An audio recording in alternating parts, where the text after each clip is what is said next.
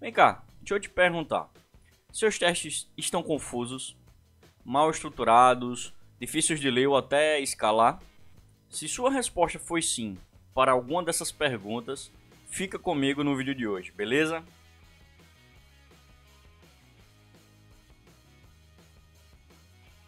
Fala galera, beleza? Sou Rashid e no vídeo de hoje vou ensinar vocês a como estruturar melhor os seus testes, a como escrever e deixar ele até mais escalável, tá? Vamos nessa? Hoje nós vamos continuar trabalhando no projeto Teste API, é o que a gente vem mexendo nos outros vídeos, né? E para a gente fazer essa melhora de estrutura, em vez de eu ter um código já pronto, mal estruturado ou mal escrito de certa forma, vou fazer diferente. A gente vai ter uma história para ser criado os testes, nós vamos criar os testes mal escritos de certa forma, mal estruturados entre aspas. Por que entre aspas? Porque a gente tem que fazer dessa maneira mais feia, maneira mais simples possível mesmo, passos pequenos. E depois que a gente faz isso, não esquecer esse código da maneira que vai ficar, e sim refatorar o nosso código de teste também, deixar ele mais estruturado, mais legível, mais fácil de dar manutenção e consequentemente mais fácil de escalar, ou seja, adicionar novas features futuras para esse teste ou atualizar ele, remover alguma coisa, não sei, certo? Então, para isso, eu escolhi uma história para a gente fazer. Eu já fiz o mapeamento dela, já fiz o planejamento do que vai ser feito e aí que eu vou compartilhar com vocês. Nós temos a história, as perguntas respondidas, a lógica de implementação. Vamos devagar.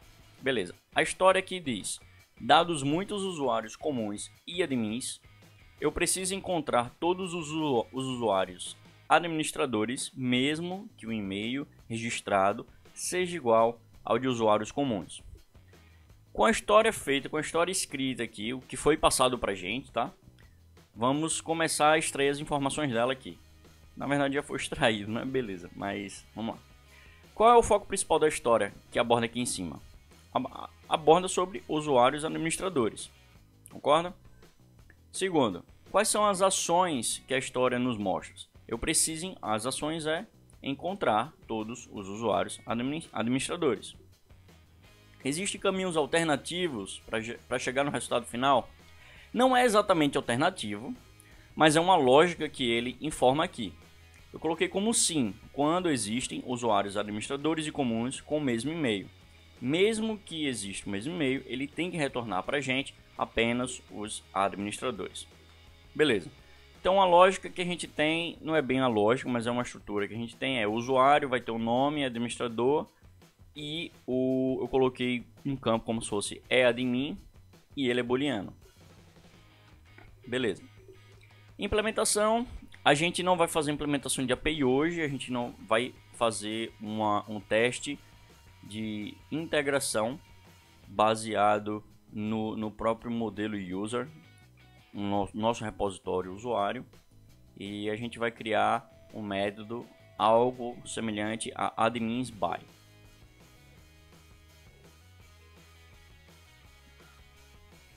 Cafezinho sempre é bom, beleza. Ok, se a gente vai trabalhar com um repositório user ou model, posso até aqui colocar como model se a gente vai trabalhar com Rails. User, a gente vai criar algo desse gênero aqui. Ok, vamos entrar no nosso teste. No nosso projeto. E antes de iniciar qualquer feature nova, qualquer alteração, vamos rodar todos os testes do projeto para ver se está tudo ok. Beleza, 16 testes passando. E aí a gente vai trabalhar. A primeira coisa que a gente pode fazer é verificar se existe algum teste já para esse modelo, para esse repositório user. Então, eu tenho aqui spec, models, e no models eu já tenho um cara chamado user spec. Beleza. Perceba que aqui a gente não tem nenhum teste implementado de fato, né? A gente só tem alguns contextos que foram usados em outros momentos. Nesse caso, eu vou até remover esses caras e vou rodar os testes dele. Pelo menos a estrutura tem que estar, beleza, não tem nenhum teste. Feito isso, volto para meu planejamento e eu tento identificar a seguinte coisa. Se eu disse que o meu usuário tem nome, e-mail e é admin, eu vou ter que verificar também se essa estrutura existe, né? Se a estrutura de usuário existe. Se o teste passou, significa que user aqui, ele existe, de fato existe. Show de bola. Voltando para o nosso planejamento, eu vou trabalhar testando um método específico. Então, nós vamos criar um describe novo. Estou descrevendo que vamos trabalhar com o método admins by. É isso? Admins by, exato. Detalhe, pessoal, porque eu coloquei aqui ponto, né? Tem uma diferença. Isso não quebra o código, mas é uma diferença de semântica que faz sentido para a gente, desenvolvedor, quando quer trabalhar testando métodos de classe e métodos de instância. O ponto são métodos de classe. Como assim métodos de classe? Deixa eu abrir o user aqui. Métodos de classe são def, self, sum, method. Métodos de instância. Deixa eu ver aqui, na verdade.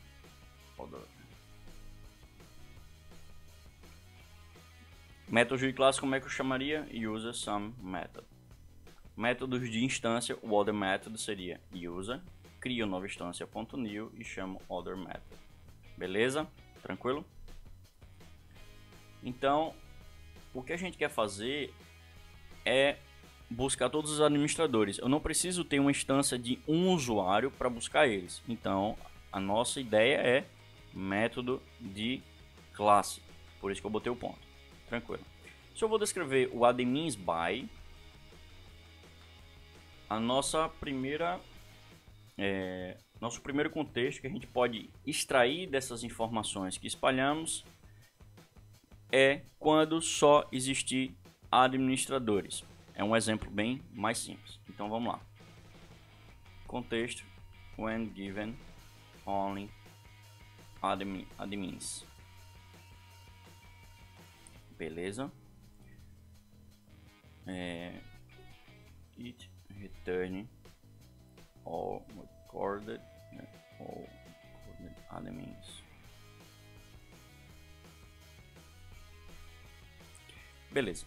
Então aqui já vai nosso primeiro contexto. Estou descrevendo o método admins by. Quando ele dá apenas admins registrados, ele deve retornar apenas esses admins.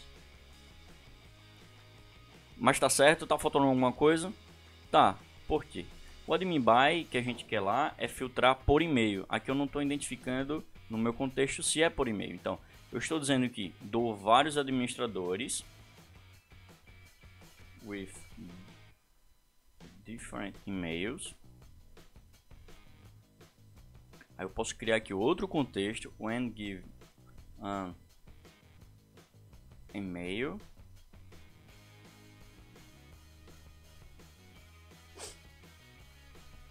Return all records, all admins with the given email. Ficou mais claro, não foi?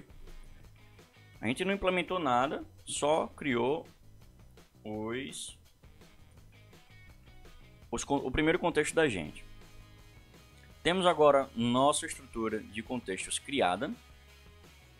E depois que a gente criou esse contexto, vamos começar a nossa implementação. Então, vamos começar de baixo do final para o início. Como assim do final? Se a gente está no it, vou colocar alguma expectativa aqui. Então eu espero que o resultado, depois que encontrou, eu quero que a quantidade dele seja igual a 1. Nós não criamos nenhuma outra estrutura, apenas esse resultado. Mas o que eu quero dizer com result count 1 é: se eu vou dar mais de um administrador com diferente e-mail e eu passando o e-mail, só quero que retorne aquele e-mail. Se eu tiver 2 ou 3 admins com diferentes e-mails, passar o e-mail do admin 1, eu só quero que retorne ele. Então, essa nossa expectativa de count é somente essa. E o próximo é que o resultado, vou colocar aqui o primeiro, o e-mail dele deve ser igual ao a@gmail.com. Tranquilo? Vamos rodar o nosso teste. Ele tem que quebrar, né? Porque não existe nenhuma variável chamada result. Então eu vou criar aqui em cima result é igual. Quem é o método que a gente quer testar? Admins by, não é isso? De quem? Do usuário. Então described class.admin admins by passando algum e-mail, que seria o meu @gmail.com. Tranquilo, roda os testes. Ele vai ter que quebrar de novo, porque não existe o método admin. Tranquilo, a gente está no caminho certo, tá devagarinho. Não precisa extrair nesse primeiro momento isso aqui para um let, extrair variável. Vamos fazer da maneira mais simples, passos pequenos, como sempre. Então, beleza. Vamos criar agora nosso método aqui na nossa classe usuário, admins by, recebo algum e-mail e inicialmente eu só faço where e-mail é igual a e-mail. Tranquilo, roda os testes. Undefined method admins by para a classe usuário. Exatamente. O que é que eu esqueci de colocar aqui na nossa classe usuário, pessoal? Perceba, vou ler de novo o erro. Método não encontrado. Método undefined para admin bys para a classe Isso aqui não é o nome da classe exatamente, mas ele informa que é uma classe, método de classe. Então eu esqueci o self. Rodando o teste de novo. Agora o erro é outro. Ele diz que esperava um e não encontrou nenhum. Por que, galera? Porque a gente não cadastrou nenhum usuário. Nós não executamos esse contexto. O contexto que a gente fez, que implementou até agora, foi a expectativa, que é o it. Essa expectativa aqui, que são essas duas linhas. E o contexto de quando dado um e-mail é essa linha aqui. Então a gente tem que ainda executar esse contexto. Fazendo isso, nós vamos cadastrar um novo user, create name a e-mail @gmail.com b. Criei dois usuários, apenas isso, com e-mails diferentes. Rodo os testes. E agora os testes tem que passar. Por quê? Simples. Criamos dois usuários, chamamos o método realmente ele implementa aqui o método where do application record do próprio Rails. A gente já está fazendo um filtro aqui. Detalhe, eu não estou ainda dizendo, voltando lá para o nosso planejamento, se ele é admin ou não, tá? Não é necessário até o momento. Por quê? Porque o nosso contexto não disse nada referente a criar dois tipos diferentes ao mesmo tempo, tipo um admin e um comum. Apenas só colocou only admin. Então estou considerando que no momento todos esses criados são administradores. Ah, Rashid, mas aí a gente já podia criar o admin. Pode sim, mas vamos devagar, pô. Vamos criar um outro contexto que ele precise exibir mesclado admins e usuários, e aí sim a gente faz a alteração. Faz mais sentido? Vamos lá? Então vamos aplicar então essa mesma estrutura aqui, sendo que quando ele dá admins ou comuns and admins com diferentes e-mails. Perceba outra coisa. A gente ainda não chegou no momento em que são o mesmo e-mail. A gente está criando contextos de lógica de busca para depois chegar em um outro contexto que é a principal feature da nossa história.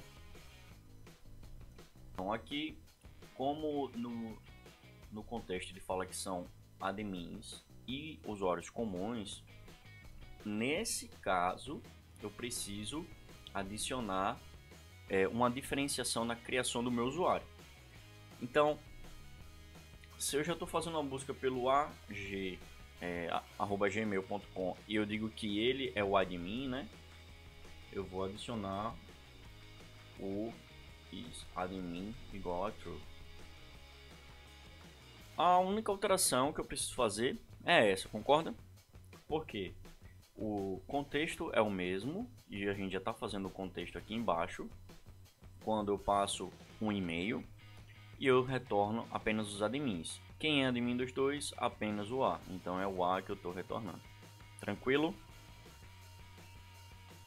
Então, roda o teste e vamos ver o que é que dá. Perfeito. Galera, por que deu esse erro?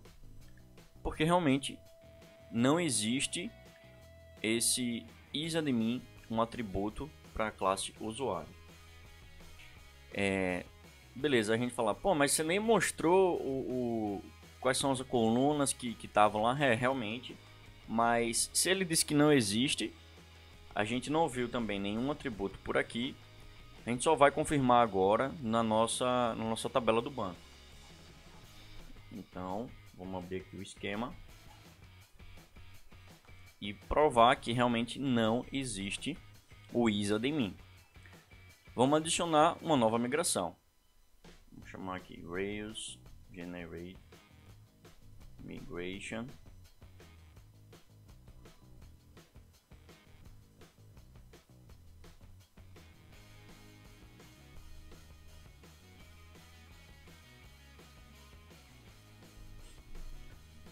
Beleza, gerou nossa migração. Já fizemos aqui a adição da coluna Add Columns User isAdmin Boolean. Vou colocar por default false. Opa. Default false. Vou rodar meu teste novamente. Ele tem que continuar quebrando, porque eu não rodei a nossa migração. Inclusive, o erro que ele vai dar é o erro de migração, que tem migração pendente. Então vamos rodar.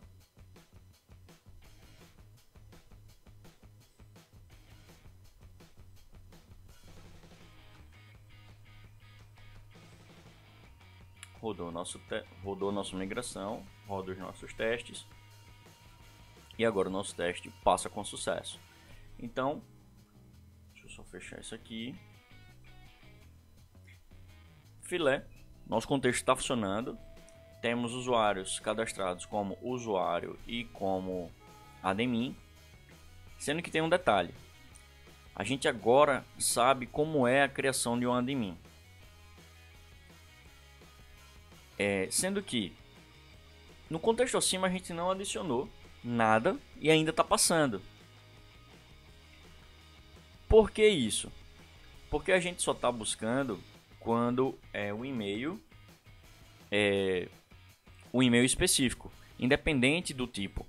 Então, por enquanto, os testes estão dando positivo, mas ele ainda está meio que incorreto. Vamos corrigir agora? Não, ainda não. Vamos criar o último contexto que a gente precisa, que é o contexto, inclusive, da nossa história mesmo, que é quando eu tenho usuários admins e comuns com o mesmo e-mail. E aí a gente vai conseguir captar todos os outros erros depois que a gente criar esse contexto. E aí é a hora de mudar o nosso teste, tá? Vamos lá. Eu vou copiar aqui do mesmo jeito.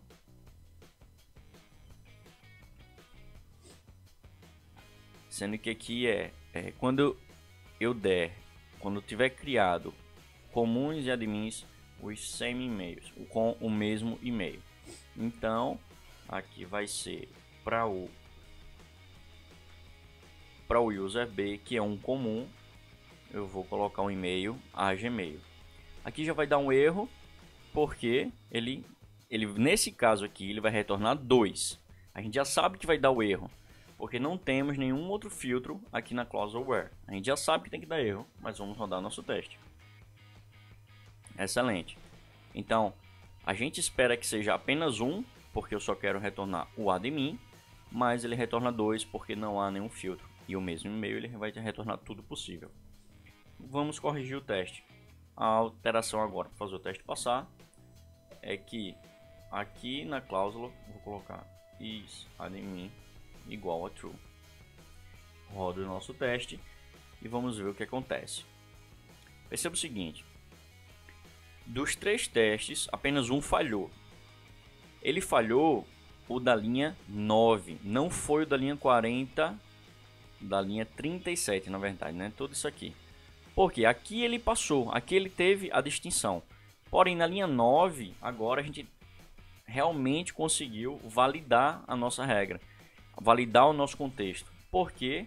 Porque nossos usuários aqui não são administradores.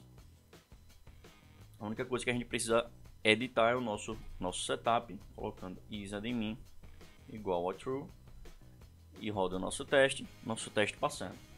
Galera, agora a gente tem que dar uma analisada geral. Testamos tudo, validamos realmente toda a nossa história, nossa lógica, tá tudo correta. Teoricamente a gente já fechou os nossos testes, fechamos a nossa feature com sucesso. Agora é onde a gente vai entrar, como estruturar melhor. Por quê? Se a gente analisar aqui o nosso código de teste, ele se repete em alguns casos, como na parte de criação ele se repete, na chamada do método que a gente quer testar, ele também se repete, e a expectativa também se repete. O que é que muda? São apenas algumas variáveis, e-mail, se ele é de mim ou não. Como é que a gente pode estruturar isso para deixar mais reutilizável, mais simples de evoluir nosso código e até mais fácil de entender? Eu concordo que eu lendo um contexto por contexto, de certa forma é fácil de entender. Porém, ainda tem como dar uma melhorada mais nisso. Agora, se é bom ler nesse estilo, repetindo, por que eu deveria mudar? Primeiro, vamos lá. Se a gente precisar adicionar qualquer outro atributo aqui para esse usuário que seja obrigatório, se a gente só tem 3 contextos agora, né? 3 its que faz 3 criações. A gente vai ter que alterar o código nos 3 contextos, sempre. Se a gente tivesse isolado a parte de criação, na criação a gente só ia precisar alterar um ponto. A mesma coisa seria no método que a gente está testando, admin by. Pô, se no admin by eu preciso também agora colocar que o nome dele comece com a letra A. Adicionar uma nova lógica. Da mesma forma a gente ia ter que mudar todos os lugares. Não era mais fácil mudar em apenas um? A gente vai ver como é que faz isso agora, beleza? Primeira extração que eu faço é: a gente tem uma cláusula chamada before do e o after do. Quando eu não ponho nada aqui, automaticamente significa que é each, after each, após ou before cada execução de teste. Então, com eu sabendo desses blocos, o que é que eu posso fazer de imediato? Eu não sei que toda vez antes de eu rodar os meus testes eu preciso criar 2 usuários. Então eu vou extrair esses 2 usuários para dentro do meu bloco. Inicialmente eu só vou colocar as 2 criações aqui e não vou remover. Vamos ver o que é que acontece, tá? Todos os testes falharam. Por quê? Porque eu estou criando esses 2 antes de cada teste e depois para cada outro teste eu também estou criando mais 2. Vamos resolver primeiro esse contexto aqui. Eu vou remover essas duas criações e vou rodar o meu teste novamente. Perfeito. Os dois testes que falharam foram o do 25 e do 39, que faz sentido, ainda a gente não removeu de lá. O que a gente vai fazer agora, tá? Quando a gente analisa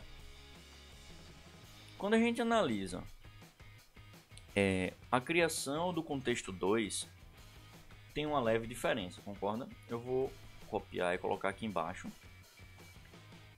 E a diferença é que na criação do segundo,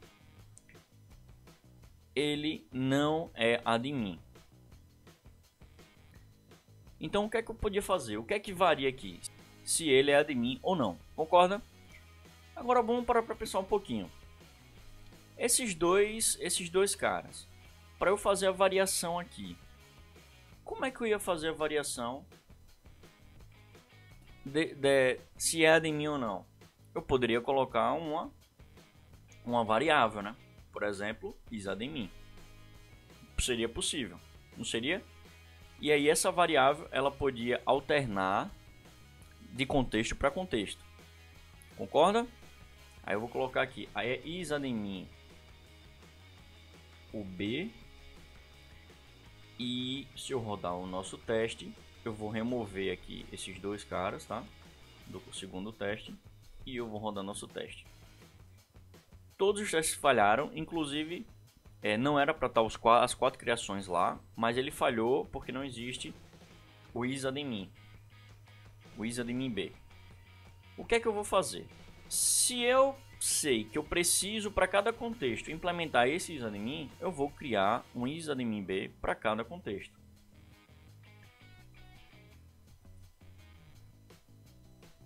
Porque cada contexto vai saber resolver a sua necessidade. Então, para o primeiro contexto, o isAdmin B, ele é true, não é isso? Ele é true. Já para o isAdmin do contexto abaixo, o B, ele é falso, que é o que a gente tinha analisado, concorda? Então, apagando os dois befores anteriores, as duas criações anteriores, vamos rodar nossos testes. Eu rodei os testes sem salvar o arquivo. Só um minuto, salvei o arquivo, vou rodar de novo. Ótimo. Agora o que quebrou foi o último teste da linha 40. Que não existe o método ou variável ou let isAdmin B. E isso é interessante. Por quê? Porque nos obriga que para cada contexto seja colocado um valor para esse isAdmin. Então força nós desenvolvedores a identificar a necessidade da evolução do código. Como assim? Se eu fosse criar um outro contexto para o outro contexto novo de uma forma diferente, eu ia saber que eu preciso implementar esse cara. Então, para o nosso caso, no nosso último caso, o isAdmin dele também é falso. Concorda que aqui não tem o isAdmin? Então, vou colocar o isAdmin falso. Vou comentar esses dois, tá? Porque já tem lá em cima. Vou rodar os testes e vamos ver o que acontece. Ele passou. Sendo que, pessoal, aqui tem um falso positivo. Porque eu só comentei e não removi. Perceba o seguinte. Nosso e-mail aqui é igual. Concorda? Vou até botar um highlight aqui.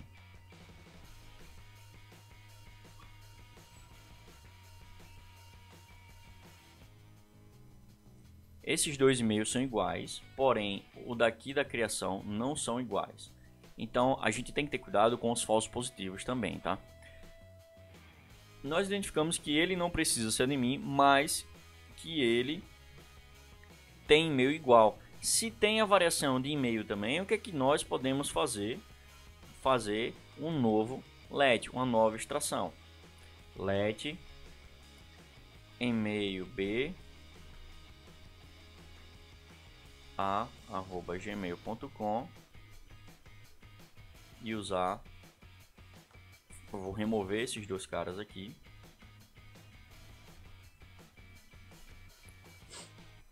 Vou copiar esse cara para aqui. Nesse caso ainda continua sendo B. Nesse caso também continua sendo B. E aqui em cima eu vou colocar o e-mail B. Tranquilo? Criei uma nova variável que vai ficar alternando e para cada contexto eu coloco o e-mail que eu devo testar. O teste agora tem que continuar passando e ele passa, mas nesse caso não temos o falso positivo. Tranquilo? Beleza. Pô, vamos analisar nosso código agora. A gente já fez uma pequena refatoração. Separamos uma criação no before. Já eliminamos 2 linhas no mínimo para cada contexto. E faz sentido porque quando eu for ler o meu teste aqui tem. Eu vou descrever o admin by. Antes de tudo eu estou criando dois usuários novos. Um é admin e o outro tem uma variância.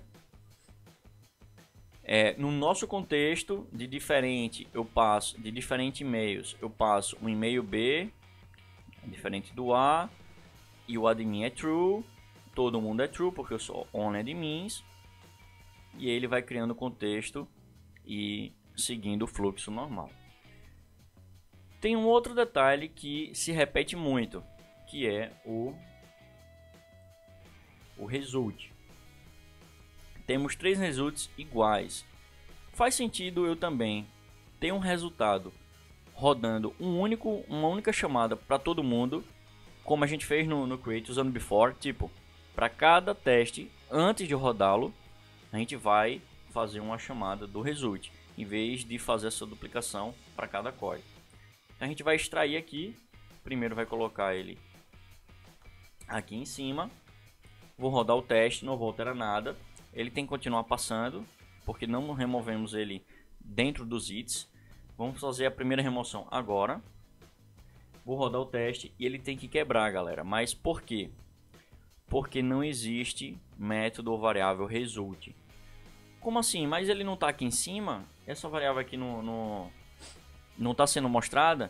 Então, essa variável ela é do contexto do bloco do before. Ela antes estava dentro do contexto do it. Como é que a gente pode criar uma variável que todo teste enxergue?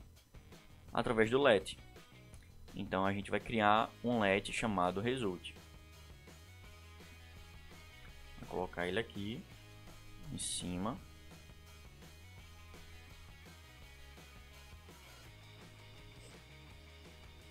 E chamo ele aqui embaixo. Beleza. Todos os outros testes têm que estar passando, inclusive esse primeiro que a gente refatorou.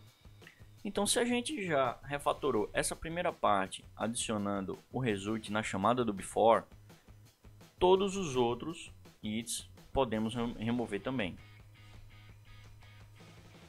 Removemos, passamos a rodar o teste e o teste passa. Beleza. Agora tem um detalhe interessante, pessoal. Nos its é aconselhável ter apenas realmente as expectativas que seu teste realmente quer fazer, que é testar se os admins retornaram com o e-mail dado, e não ter setup ou estrutura dentro de um it. Primeiro, repetições vão ser grandes para cada it, e segundo, a leitura que a gente faz quando entra no it vai ser uma leitura mais direta. Como assim? Se eu entro no it e o it tem um setup gigante, comparando com o it que só tem expectativas, eu já vou direto ao ponto e entender o que é que esse cara vai me retornar. Eu não preciso entender todo o setup. O setup a gente entende lendo os describes e os contextos. Então é aconselhável você não colocar lógicas, códigos, setups, estruturas dentro dos its, apenas expectativas. Beleza? Isso é um ponto bem interessante. Rashid, acabamos por aqui. Então, na verdade a gente ainda pode fazer vários tipos de melhorias, né? Como assim? Perceba o seguinte, se a gente quiser escalar o código para que no nosso before não use apenas 2, mas use 4 criações, esse teste não está escalável para eu poder colocar o C e o D aqui, o nome, e colocar e-mails customizados para cada um também. Concorda? A gente aqui pode pensar na seguinte linha de raciocínio, galera. Para cada contexto, se a gente ler aqui, eu estou dando apenas administradores. Eu estou dando administradores e usuários comuns, com e-mails diferentes ou com e-mails iguais. Se no setup, em vez de ter essa verbosidade de criação, eu tivesse um cara chamado create users, seria mais simples de ler. Ou seja, eu ia ler, antes de tudo, crie os usuários e chame o result. Ia ser mais simples de ler do que a estrutura que estava antes. Sim, não é? Então, nesse caso aqui, essas variações elas estavam servindo para aquele contexto. Mas se a gente pensar em melhorar o nosso código de teste, ele não é escalável. Então, aquele create users pode ser um let também. Como assim? Criar o nosso let create users e colocar os nossos caras aqui dentro. Simples assim. Ah, eu preciso ainda ter esses lets? Não, nesse caso você poderia remover e colocar ele de volta e nem colocar o parâmetro de isAdmin. Mesma coisa para o outro contexto aqui. No caso, aqui vai ser false, isAdmin false. Aqui seria isAdmin true, na verdade, que é todos os admins.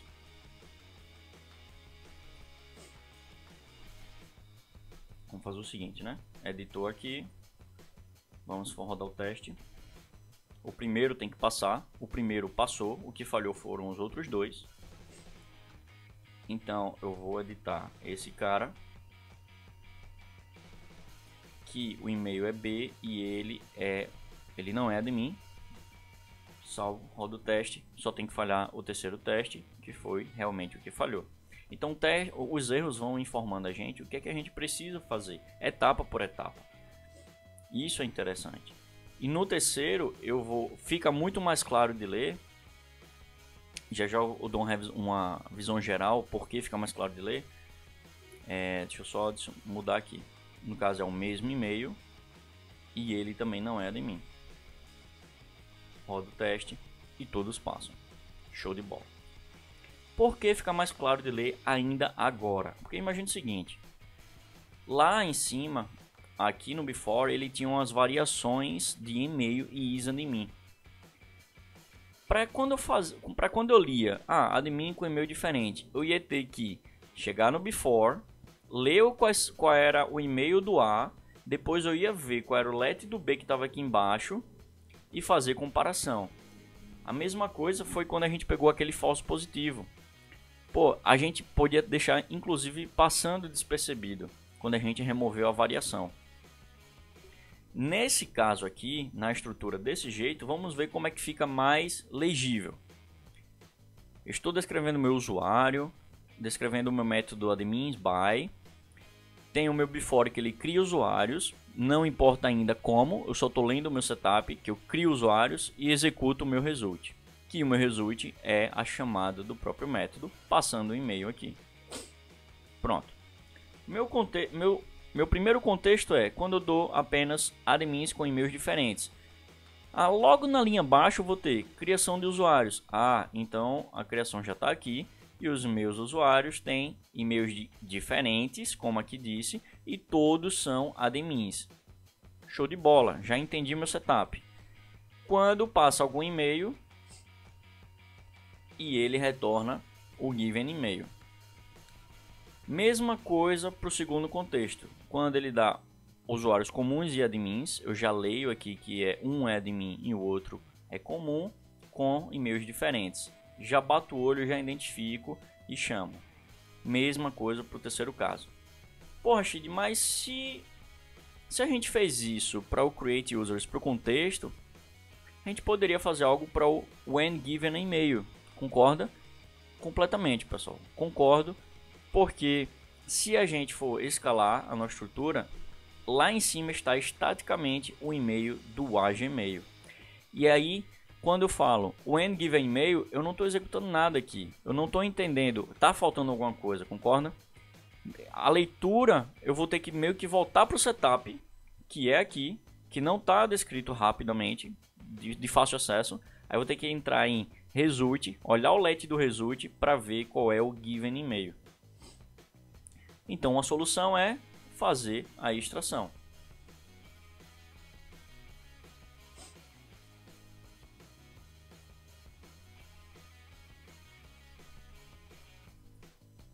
E-mail, let, e-mail, e-mail tal. Vou dar o teste. Show de bola, passou. O próximo passo é remover esse let daqui e adicionar no contexto correto. Adicionei, vou rodar o teste. O que é que tem que acontecer? Esse teste aqui tem que passar, mas os outros dois tem que falhar perfeitamente. E ele falha por quê? Porque não existe o let e-mail ou método variável e-mail para os outros contextos. Adicionando esse mesmo let para o outro contexto, agora os dois contextos iniciais passam e o último apenas falha. Mesmo exemplo aqui, coloco, repito o let e rodo os testes, todos os testes passando. Veja agora, galera, como a leitura vai ficar mais fácil. De novo, não vou repetir tudo, só vou fazer o do primeiro caso. Estou descrevendo o usuário, descrevendo o admin. O meu before de tudo é criando usuários e chamando algum resultado. Tranquilo. Quando o meu contexto é de only admins apenas, com e-mails diferentes. Quando eu passo um e-mail, então aqui já está o e-mail que eu estou passando. O resultado tem que ser apenas o given e-mail. E aí eu tenho a minha expectativa. O interessante de não pôr exatamente o let do e-mail aqui em cima como estava antes é o que eu tinha comentado. Ainda fica difícil de ler porque eu vou ler lá no contexto lá embaixo, depois eu vou ter que subir para o setup para validar, para ver o e-mail que estava passando. E uma outra coisa interessante que acontece é, se eu não coloco o let do e-mail aqui e eu forço que cada contexto tem que ter o seu, a leitura e a implementação e escalabilidade de outros contextos vai forçar o desenvolvedor a dizer: tá faltando um let de e-mail, adicione para o seu contexto. E aí a gente faz a evolução do código é exatamente o que a gente fez. Galera, eu acredito que a gente fechou a etapa aqui do e-mail. Tem como a gente melhorar ainda mais? O que é que se repete muito de código que não é... que é um código que pode ser alterado no futuro? A criação de usuário. Como assim ser alterado no futuro? Poxa, em vez de usar um user create, a gente poderia usar algum agent de factory. Poderia usar um método de builder, um método diferente. Concorda? E aí o que é que a gente pode fazer para remover essa duplicidade aqui? A gente podia isolar esse tipo de criação para um método. Então vou colocar aqui um exemplo. Um método chamado createUser. Beleza. Esse createUser, ele está aqui em cima, ele extraiu. Deixa eu só tirar ele daqui e botar inicialmente aqui embaixo. Esse createUser, ele vai precisar de um name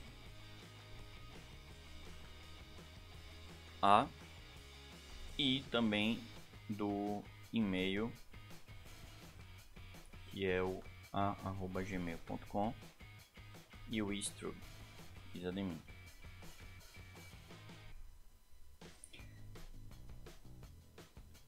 Então aqui eu vou ter name, e-mail, admin. Por que isso facilitaria, pessoal?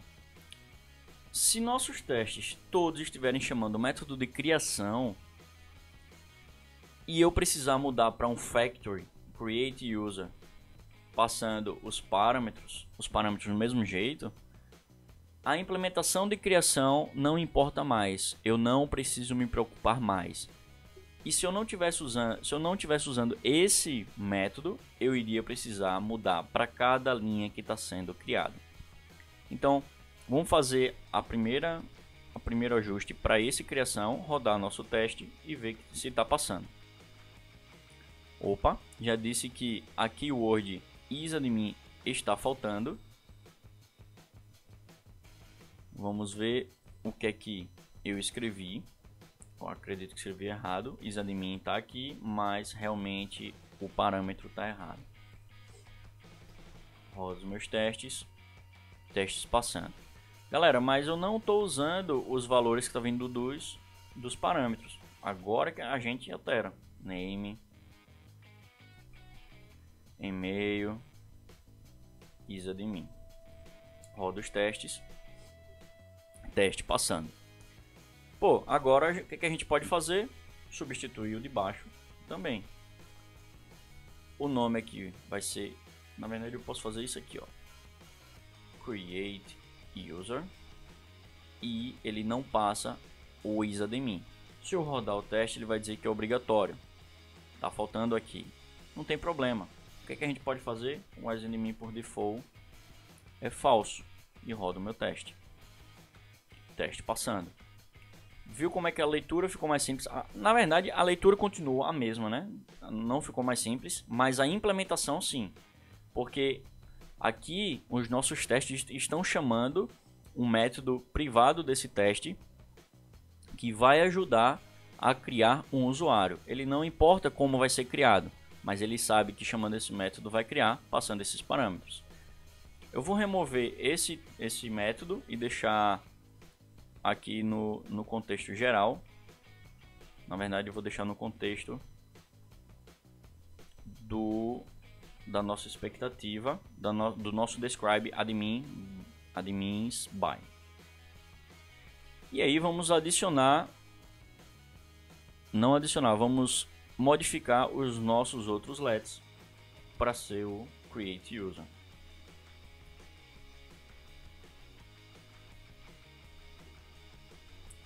Fiz a primeira alteração, rodo os testes, tem que continuar passando.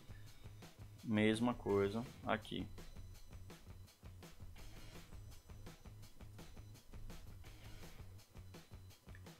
Então é isso, galera. A gente fez as extrações, tanto para LEDs, estruturação usando blocos de before, nomenclaturas que faz sentido e que seja de fácil entendimento ao ler os testes, métodos privados, métodos do próprio teste, do contexto do teste para poder ser reutilizado no cenário de teste, isolamento de expectativas nos itens, deixando o código simples de ler, escalável e reaproveitável também. Pessoal, espero que tenham gostado do vídeo. Se gostaram, curta, compartilhem, não deixem de colocar comentários, tirar dúvidas, o que vocês quiserem, sugestões, é só deixar aqui embaixo, beleza? Não deixem de se inscrever no canal também. E uma coisa, pessoal, quem ainda não baixou o meu livro de testes, o link está aqui embaixo na descrição. Ele é totalmente gratuito, tá? O título que é bem direto ao ponto, realmente o que o livro propõe a resolver é o que, como e quando testar, evitando retrabalho e perda de tempo. Não deixe de adquirir o seu, é gratuito, beleza? Um abraço do Champs e até mais!